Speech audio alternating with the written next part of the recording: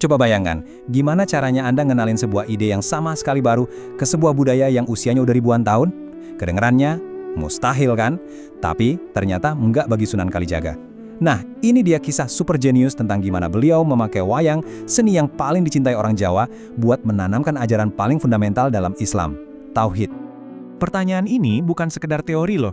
Ini adalah dilema yang benar-benar dihadapi oleh para wali songo di Jawa sekitar abad ke-15. Bayangin aja, mereka datang ke sebuah pulau yang peradabannya udah maju banget, yang epos-epos Hindu-Budanya itu udah mendarah daging di setiap sendi kehidupan. Terus, gimana caranya ngenalin konsep Tuhan yang esa di tengah-tengah lautan dewa-dewi yang begitu kaya? Oke, kita masuk ke bagian pertama, tantangannya di Tanah Jawa. Biar kita benar-benar ngerti seberapa jenius strategi ini, ayo kita mundur dulu ke abad ke-15 di Jawa. Waktu itu kerajaan besar Majapahit lagi di ujung tanduk, lagi goyang. Zaman itu lagi penuh gejolak, kekuasaan kosong, dan orang-orang lagi mencari-cari makna baru. Wah, panggung yang sempurna banget buat sebuah ide besar masuk. Dan panggungnya ini bukan panggung kosong. Masyarakat Jawa waktu itu nggak hidup dalam ruang hampa ya.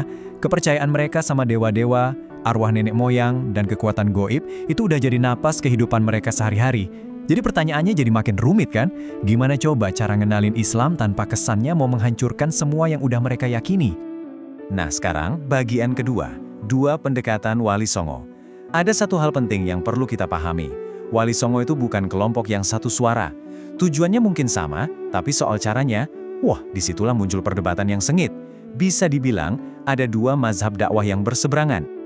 Jadi di satu sisi ada kubu Puritan. Mereka percaya Islam itu harus murni, harus bersih total dari tradisi-tradisi lama. Terus di sisi lain, ada kubu akulturatif yang mikir kalau Islam itu justru harus menyatu, harus berdialog dengan budaya lokal. Dua jalan yang beda banget, padahal tujuannya sama. Mari kita lihat lebih dekat. Kubu Puritan, yang jagoannya itu Sunan Giri, pengennya tuh bikin garis pemisah yang tegas, membangun identitas Muslim yang kokoh dan beda dari yang lama. Sementara itu, kubu akulturatif yang dipelopori oleh Sunan Kalijaga justru ngelihat budaya itu bukan sebagai tembok, tapi sebagai jembatan, bukan musuh, tapi kendaraan buat dakwah. Nah, ini contoh konkret dari pendekatan Puritan. Senjata utama mereka itu teks, kitab. Kitab kayak keropak Ferrara ini dipakai buat ngenalin syariat dan akidah Sunni secara terstruktur. Tujuannya jelas, bikin komunitas yang identitasnya itu benar-benar terpisah dari akar pra-Islam mereka. Semuanya harus hitam di atas putih. Dan kutipan ini ngerangkum filosofi kubu seberang dengan sangat sempurna. Ini suaranya Sunan Kalijaga dan kawan-kawan. Logikanya simple banget. Jangan dihancurin, tapi kita kasih warna Islami aja.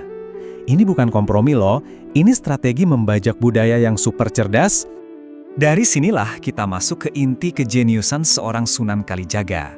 Beliau ini nggak cuma berteori, tapi benar-benar menciptakan sebuah metode yang brilian buat ngejalanin pendekatan akulturatifnya itu. Dan coba tebak, apa senjata pilihannya? Wayang. Jangan salah ya, wayang itu bukan cuma pertunjukan boneka biasa. Buat orang Jawa saat itu, wayang itu udah kayak gerejanya mereka, kampusnya mereka.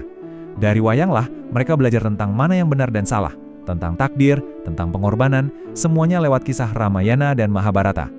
Ketika mungkin sebagian wali lain ngelihat wayang itu sebagai bid'ah yang harusnya dilarang, Sunan Kalijaga justru melihatnya sebagai sebuah mimbar raksasa. Beliau sadar banget kalau melarang wayang itu sama aja kayak bunuh diri budaya. Jadi daripada melawan arus, beliau memilih untuk menunggangi gelombangnya. Dan disinilah letak keajaibannya. Beliau nggak mengubah cerita inti Ramayana atau Mahabharata. Wah, itu terlalu berisiko. Tapi beliau melakukan sesuatu yang jauh lebih cerdik. Beliau menyisipkan agen rahasia ke dalam cerita. Siapakah mereka? Ya, para Punokawan.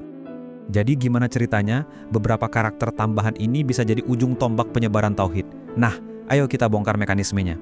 Ini benar-benar jantung dari strategi Sunan Kalijaga. Penting banget buat kita ngerti, Punokawan itu bukan cuma pelawak atau tokoh sampingan. Mereka itu semacam kuda Troya teologis. Setiap karakter itu ibarat sebuah kapsul yang isinya ajaran Islam yang dirancang dengan sangat presisi. Buktinya ada di nama mereka sendiri. Ini bukan nama Jawa biasa, tapi modifikasi cerdas dari kata-kata dalam bahasa Arab. Coba deh kita lihat. Semar itu dari kata ismar, yang artinya paku. Simbol dari prinsip keyakinan yang kokoh pada Tuhan yang Esa. Lalu gareng dari khairin, ajakan untuk selalu mencari kebaikan. Petruk dari fatruk, artinya tinggalkan, maksudnya tinggalkan semua keburukan. Dan terakhir, Bagong, dari Bagyun, semangat untuk melawan ketidakadilan. Ini kan inti ajaran Islam, tapi dibungkus rapi dalam identitas Jawa. Coba bayangkan, jadi penonton waktu itu. Di tengah-tengah serunya kisah dewa dan kesatria Hindu, tiba-tiba muncul para Punokawan ini. Mereka ngelawak, bikin ketawa, tapi di sela-sela itu mereka juga ngasih nasihat-nasihat halus tentang Tuhan yang cuma satu, tentang baik dan buruk. Tanpa sadar, penonton pun terinfeksi oleh nilai-nilai baru ini. Tentu saja, metode sekuat ini pasti meninggalkan jejak yang sangat dalam. Hasilnya bukanlah Islam versi Timur Tengah, tapi sebuah varian baru yang sangat unik, sangat khas, Islam Jawa. Nggak bisa dipungkiri, strategi ini sukses besar. Dengan menunggangi ombak budaya, Islam menyebar dengan cepat dan damai. Masyarakat sama sekali nggak merasa diserang budayanya, malah mereka merasa tercerahkan dari dalam. Dan produk dari perpaduan inilah yang kita kenal sekarang sebagai Islam Kejawen. Ini bukan penghapusan budaya lama, tapi sebuah sintesis. Di sini, tasawuf Islam bisa berpelukan mesra dengan mistisisme Jawa kuno. Orang bisa sholat 5 waktu, tapi juga tetap melakukan tradisi sesajen. Sebuah hibrida yang luar biasa unik. Dan yang menarik, Sunan Kalijaga sendiri sepertinya sadar kalau pekerjaannya ini belum 100% selesai. Lewat tembang lir-ilir ciptaannya ada lirik yang bunyinya, "Pakaianmu robek di pinggir, jahitlah perbaikilah." Ini metafora yang cerdas banget. Soalnya beliau bilang, baju Islam yang dipakai orang Jawa saat itu masih perlu ditambal, masih perlu disempurnakan lagi.